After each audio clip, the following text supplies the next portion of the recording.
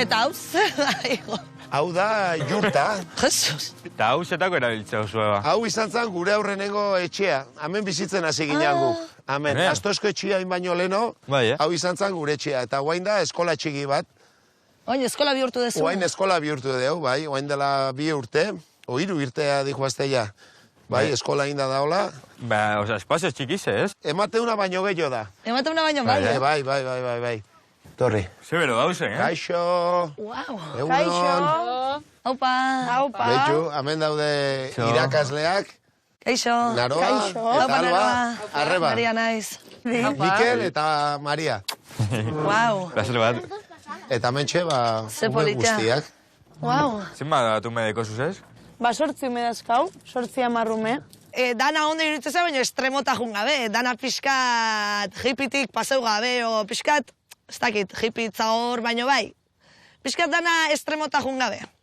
Eskuntza alternatiboen zi, osea... Bai. Berez zer da, eske... Zertan datza, bai. Ba, bueno, hau konkretuki da baso eskola pedagogia.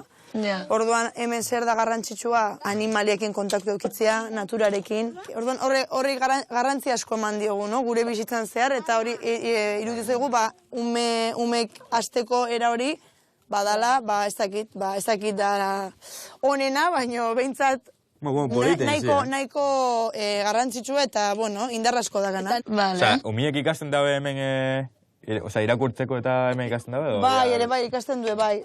Azkenean de eskola, bai. Zer da desberdintasun bat eskola arruntakin?